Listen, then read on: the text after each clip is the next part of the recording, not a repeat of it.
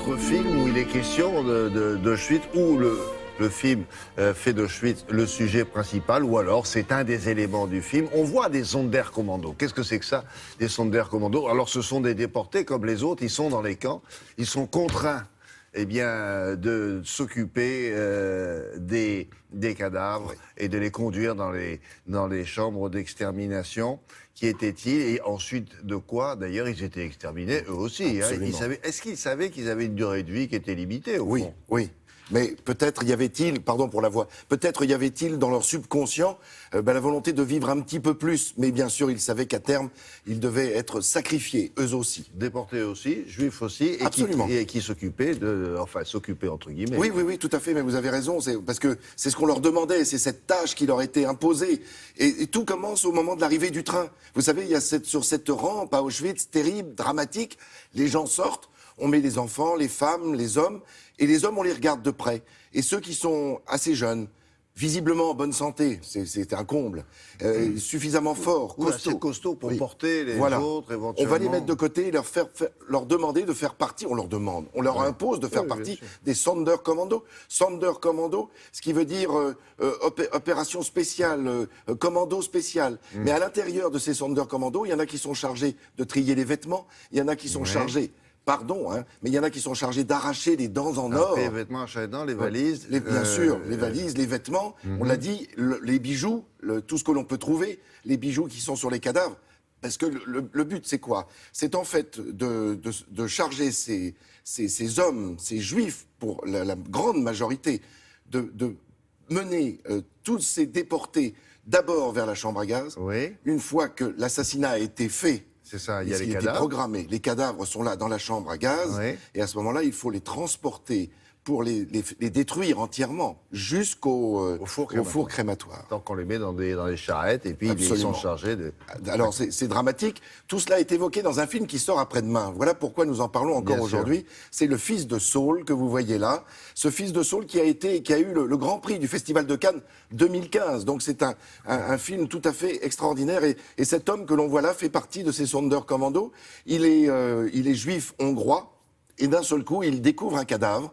Le cadavre d'un adolescent qui vient d'être gazé et qu'il est chargé d'emmener jusqu'au four crématoire. Et là, il se pose une question. Je ne vous en dis pas plus, évidemment, puisqu'il faut voir le film. Mais c'est un drame absolu, mais c'est filmé avec, évidemment... il y a quand même de la... On retient, on va pas jusqu'au bout, évidemment, des images, mais ça nous fait vraiment poser de vraies questions, et pour la première fois, on l'aborde. Oui, c'est un... Alors, comme l'ont remarqué les anciens déportés, c'est quasiment filmé à la première personne. C'est-à-dire que la caméra, c'est quasiment cet homme-là. On voit assez peu de choses autour de lui. C'est vraiment ce qu'il fait dans une journée, quoi. Mais il nous le fait comprendre quand même. Et on comprend très bien. Alors ce que je vous propose, c'est de regarder des images assez dramatiques, à la fois de la bande-annonce de ce film et puis de ce qu'était ce drame absolu d'Auschwitz. On estime que dans ce camp d'extermination d'Auschwitz-Birkenau, il y a eu 2000 Sonderkommando en tout. Alors pour les SS, évidemment, dès les premiers jours, les Sonderkommando qui étaient choisis devaient être directement envoyés à la chambre à gaz dès le jour même, dès le soir même. Et puis ils sont aperçus que ça demandait tellement de sélection à chaque fois, il fallait retrouver de nouvelles personnes pour remplir ces tâches absolument abominables, que petit à petit, évidemment, on va les laisser vivre un certain temps, jusqu'au moment où on estime que le drame est absolu. Si vous voulez, au tout début de ce camp d'Auschwitz, c'est un camp de concentration, c'est-à-dire c'est un camp où l'on interne uniquement. Donc quand il y a des gens qui meurent dans ce camp de concentration, quand ils meurent, on va évidemment mettre les cadavres dans un four crématoire pour n'en faire que de la cendre. Et puis petit à petit, ce camp de concentration devient un camp d'extermination très vite, dès 41-42. Camp d'extermination. À partir de ce moment-là, ce sont des tueries massives qui ont lieu d'abord contre les juifs polonais, puis enfin on connaît l'histoire, on l'a raconté ici même, et tous ces corps, tous ces cadavres doivent à ce moment-là être détruits. Alors ils sont mis dans des fosses Et puis dès l'été 42, on se dit mais il y a des centaines de milliers de corps dans ces fosses à l'intérieur du camp. Il va falloir régler ce problème. Pardon de parler comme cela. Alors on va rouvrir ces fosses et on va demander au Sonderkommando de faire des bûchers humains absolument dramatiques, épouvantables, qui vont brûler ces corps, ces milliers de corps.